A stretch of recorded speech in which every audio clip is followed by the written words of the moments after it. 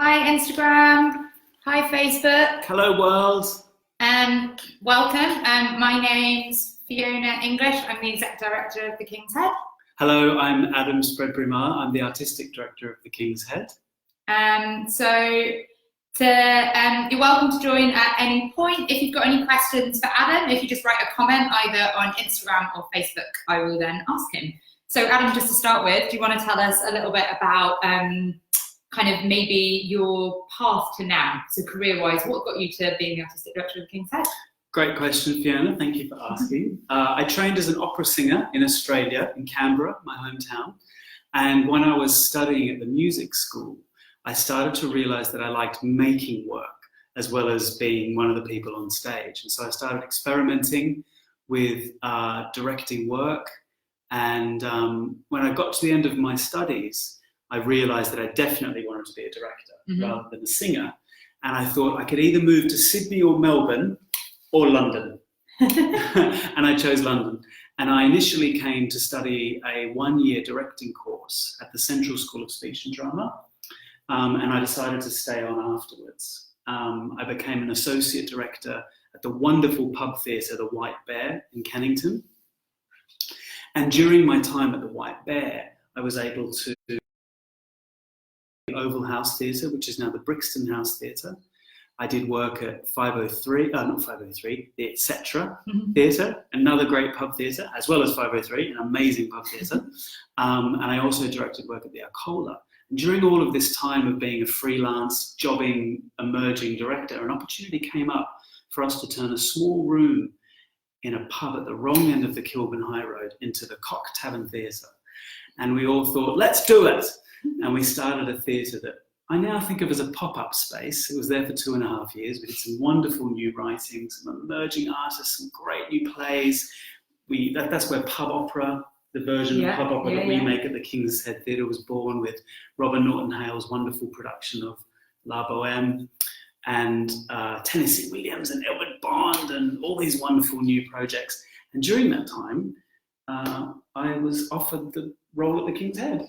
And that feels like yesterday. Amazing. So we'll talk a little bit about the King's Head in a bit, but I think probably for quite a few people watching, that journey through the kind of fringe pub theatre scene is something that's really interesting. And I'd be really interested to know, you mentioned that you did a directing master's. What do you think it was that, I guess, got your foot in the industry? Yeah, so the directing master's was very much an opportunity for me to get outside of my comfort zone, because I was working in devised work. And everything that I'd done up until then was text-based. Oh, okay, that's interesting. And by the time that I came out of that, I knew I didn't want to go down a devising route. But it was a really interesting way to look at how people can make work, and I incorporate some of that into my rehearsal process. Very much a text-based director, and I leveraged. I really got the most out of pub theatre spaces by just putting myself out there. Yeah, nice. Throwing myself at it. Often whilst doing lots of other things on the side, like lots of other jobs on the side, and using my holidays, weekends, evenings to just do anything to make work. And there's a really good lesson in that. I think when Adam talks about his journey, it isn't that he was given opportunities by people to kind of put on work that he wanted to, but actually, you were working and also trying to make work on the side and just fitting in wherever possible. And that's definitely something, I guess, that a lot of our artists that come to the King's Head also experience. It's a juggling act for a lot of years. Yeah, I think that the trainee director course that we offer at the King's Head is a direct result of that experience that I had from being at Central and then kind of starting my own company. And those lessons that were glorious lessons, hard-won lessons, which a lot of us go through, and a lot of us have had the same lessons. I thought, what if we had a training program where people could get our lessons and they arrive at the starting line with all of those lessons, so they could then make their own new lessons, if that makes sense. I use the word lesson, but I think you know what I'm talking about. I worked for some really big venues before I came to work for the King's Head, and I used to have a bit of a fear of making a big mistake. It was my first exec director job, and being called in by Adam to be fired. And actually, anytime I have actually made a mistake, Adam's been like, right, that's the most powerful lesson you could possibly have learned. You'll never make that again. So, Yeah. and I think there's real power in that. There's real equity as well, and then the way you empower both your team members, staff-wise, but also your creative teams. Yeah, I think perfectionism can be a really dangerous thing. I think that, you know, we should always be looking for ways to turn mistakes into lessons, because that's how we grow. That's how we grow as teams, and that's how we grow as individuals. And, you know, looking at something that may not necessarily look like a success to the outside world by different measures, there's always something within that you can turn over and say, actually, this is a really powerful lesson for us. How can we do this differently? And so talk to me a bit about, so we got up to, in your history, the King's Head. So what happened? How did that come about? Okay, so the Cocktail and Theatre won a prestigious award called the Peter Brook Award in 2009. And this particular Peter Brook Award was named after the King's Head Theatre's founder, Dan Crawford. And a part of that award was that Dan's widow, Stephanie, asked me for a drink. She wanted to meet the person that had won this award in her husband's name. So I went along like, oh my God, the King's Head, oh my God, I'm gonna go meet the King's Head. And we had a drink and it was nice. And she said, would you like to bring a show here? And so as a freelance director, I brought a show to the King's Head. And it was during that process that she said, I think you should be the next artistic director of the King's Head. And I was like, oh my God. You know, like just looking back on it at the time, it was like, I didn't think it was going to happen like this. I didn't think it was going to happen over a drink at a bar. Kind of thing. And, you know, all these, the thing about working in theatre, as opposed to other industries where there's more formalized pathways, the thing about theatre is that we make our own paths. And I don't think there's a wrong and I don't think there's a right. I think it's just about what works for you in that moment.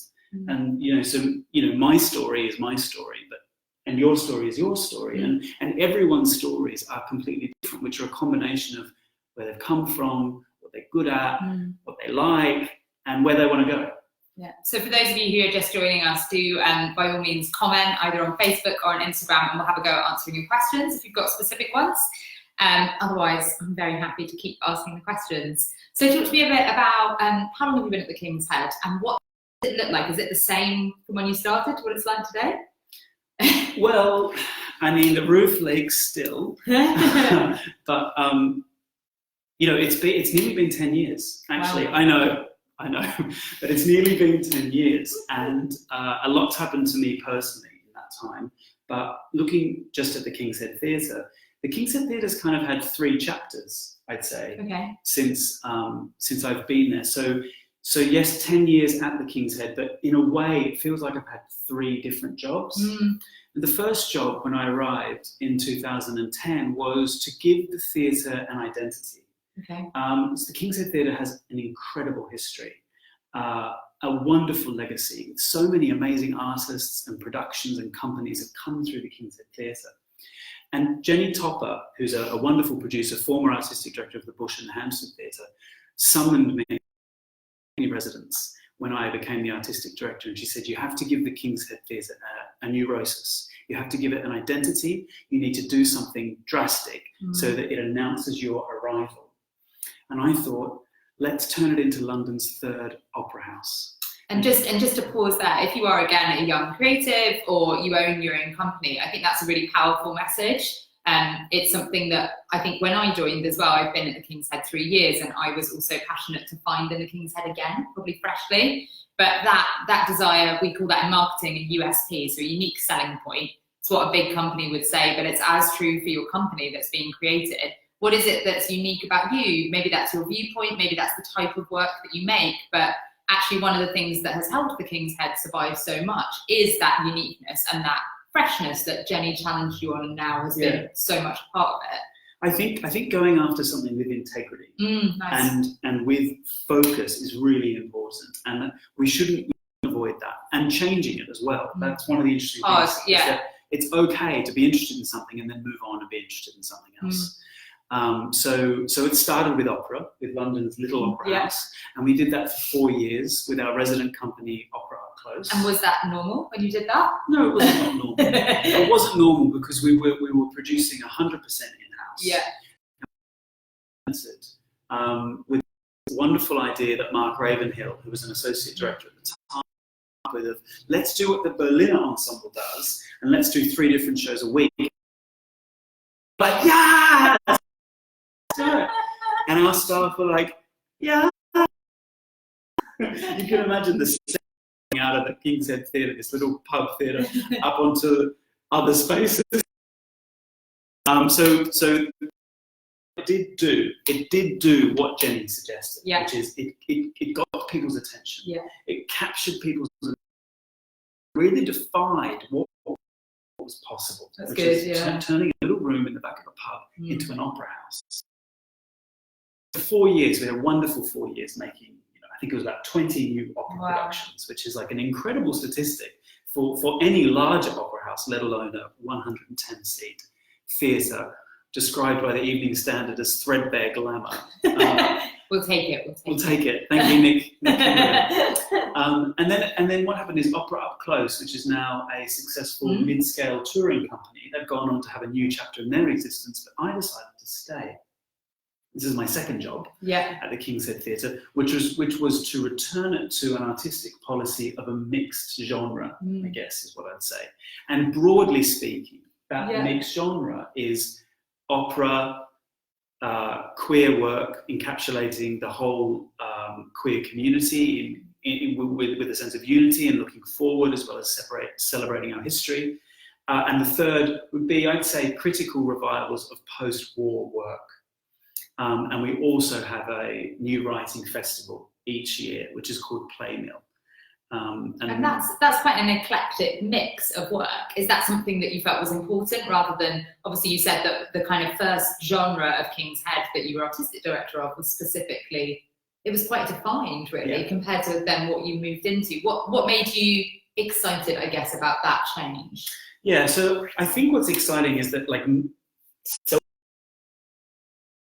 I out of those three forms. Nice. I really love opera, I really love queer work, and I really love post-war, including new writing. I love these three things.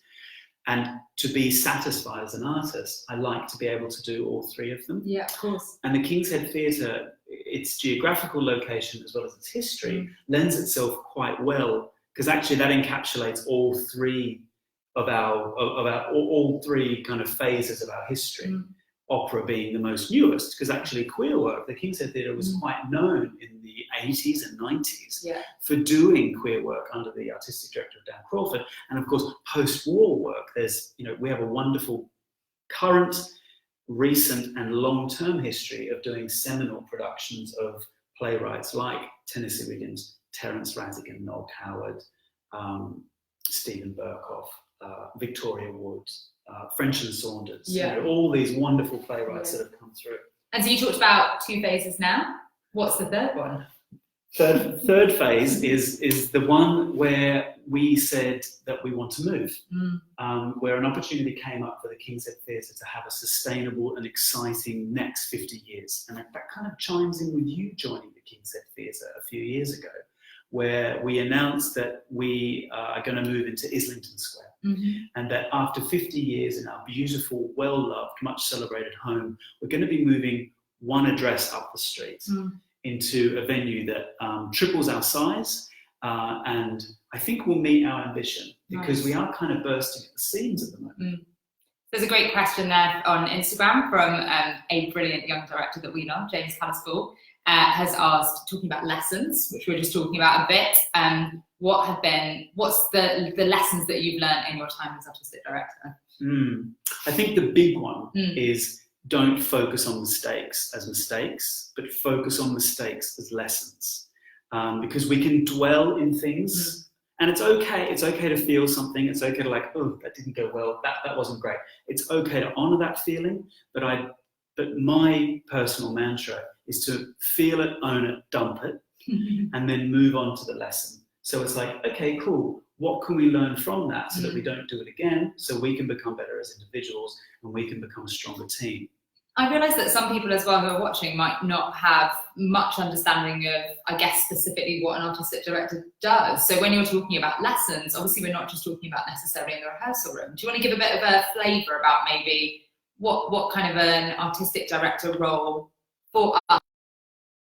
Yeah, so David Lan, former artistic director of the Young Vic, once said to me that the artistic director is often just a fancy title for a senior producer. Nice. or someone who has like a largely producing-based role. And that's because artistic directors are by and large responsible for the choices that are made that the public sees. Not necessarily making the work themselves, but choosing a vision for the theatre, a direction, if you like. So going back to earlier talking about, there was the opera phase that the King's Head Theatre had, and then now we're in a new kind of mixed model phase. And then it might look like the artistic director is responsible for every artistic choice. And whilst that's partly correct, I think at the King's Head Theatre, at least, it's very much surrounded by consensus. So we have ideas as a group, we have ideas as a team, we have a very ambitious program of work. I think we do 90 different productions per year. Fact check, that isn't all me. I'm good, but 90? We have a really great programming team, but actually the whole team is empowered to make suggestions around programming choices. It can be going to see play readings. It can be going to see graduate shows of not just actors, but graduate shows of designers as well. Being involved in the industry, accompanying you to industry work, and of course spending time in the rehearsal room. So I might direct a couple of productions per year, ideally one opera and one play.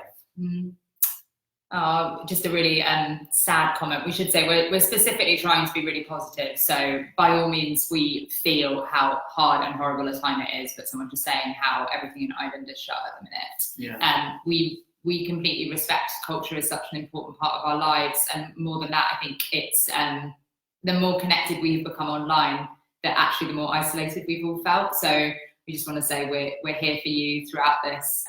The King's Heads, we passionately believe that you are our community. Whether you're a theatre maker or whether you're a member of our audience, or even if you're just a Facebook fan, we're so here for you. Totally. I think there's something quite interesting. You talk about lessons, and I'm really interested in what your kind of view is on risk. Yeah. So particularly thinking about things like the King's Head has obviously announced that it's shutting at the minute. And while that's a kind of obvious example, I guess, of where you have to make a decision that's about risk, what does risk look for you like in both a business sense, but also be really interested to know about the rehearsal room? Okay, so I think that risk is critical to creating work. In fact, I kind of like, I'm really attracted to things that have an element of risk to them, both, I guess, in a kind of financial term, but also in an artistic term as well, because it's those gaps of risk that the King's Head Theatre steps into. And I guess that's one of the USPs of the King's Head, is that, I like to think that you wouldn't be able to see what we do anywhere else. Yeah. And that inherently poses a risk, because it means that it's different and you don't have the assurance of, oh yeah, I know that that's going to be good, other than I know that it's going to be different. I guess that's the one thing that the King's Head Theatre offers. So risk at the King's Head looks like we don't have a regular public subsidy. We rely predominantly on ticket sales to stay open.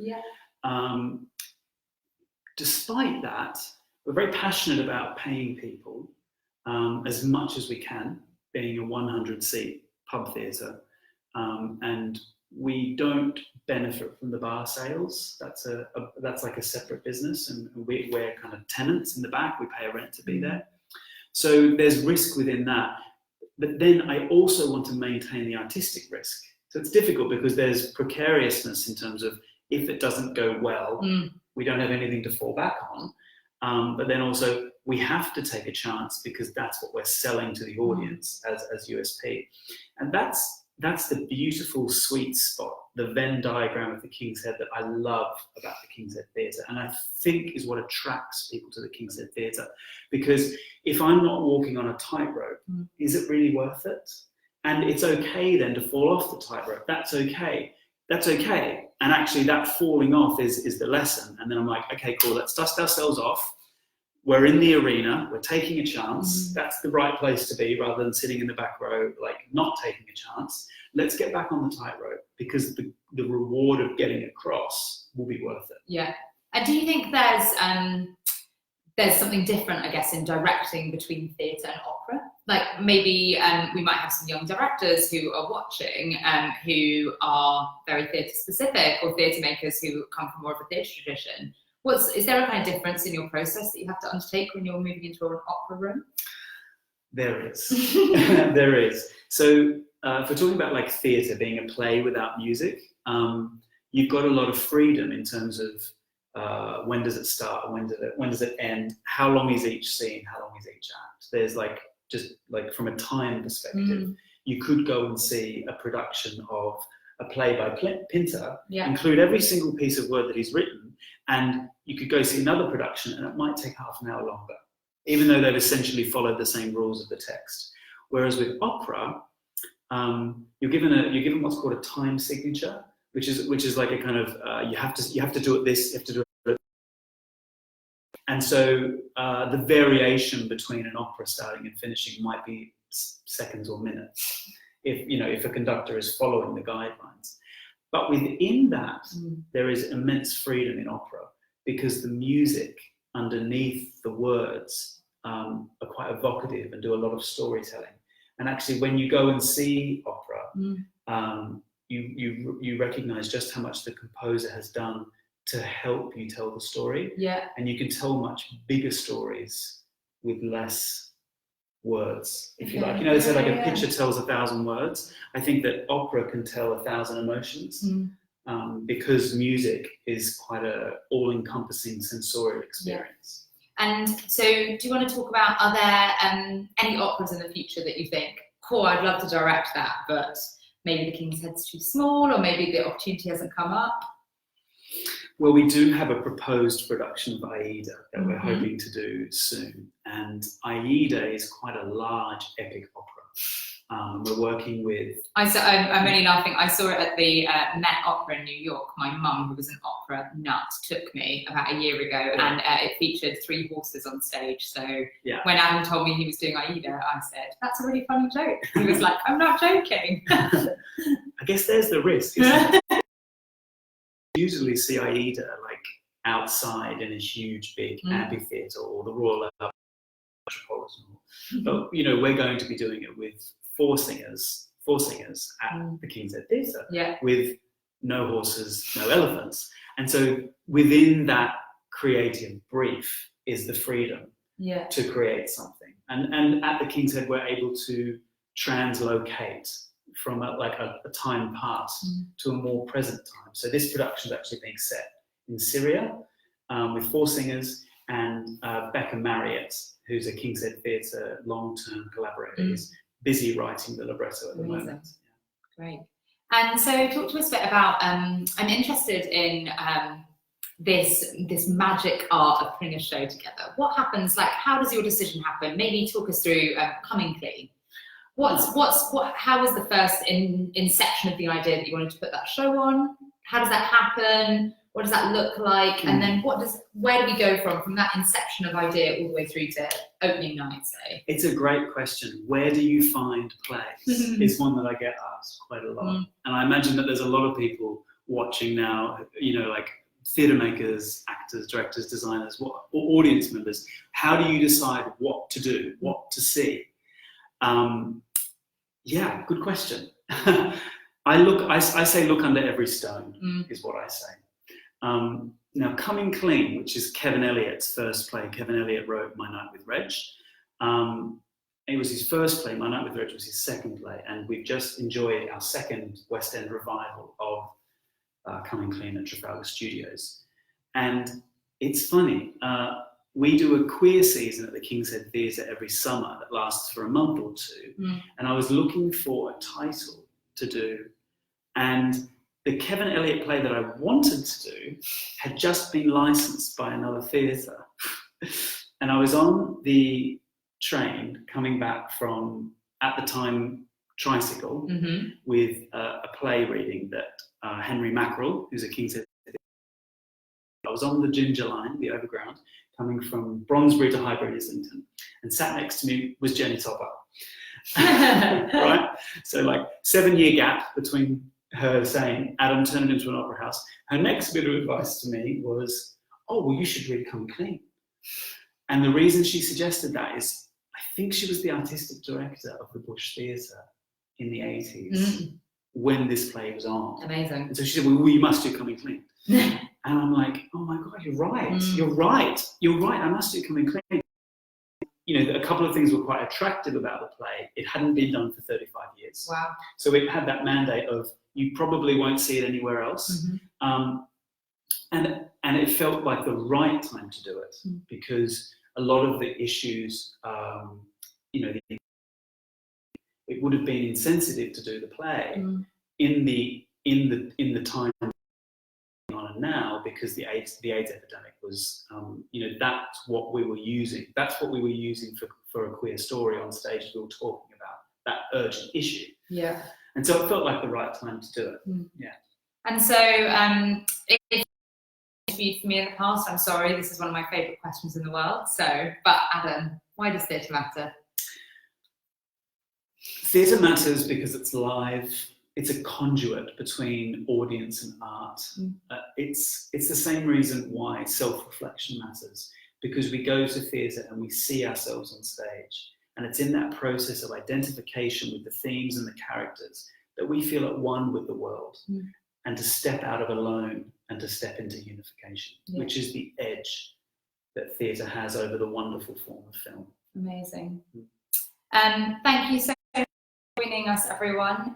That's our time up today. If you're around for the rest of the week, so tomorrow our wonderful producer, Michelle, will be answering your questions, particularly around companies or artists, questions that you might have about how to stay resilient at times like this. Anything you want, Michelle's going to give you a kind of one-stop shop.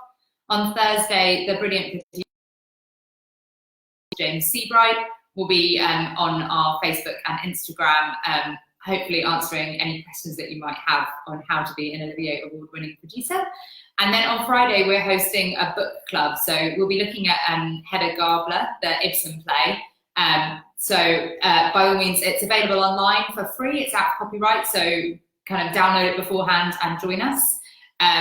Just before we sign off, we've got a final question there, which I'll pose to Adam before we close. And it's a great one at a time like this. How can theatres evolve, Adam? I think it's about access. I think it's about access, and I think it's about thinking radically different about access. And it doesn't necessarily mean bringing audiences to you. Yeah. Is what I think. Yeah. Thank you all for joining us. Stay well, stay creative, and stay connected. Loads of love from your family at the King's Head. Thank you. Bye.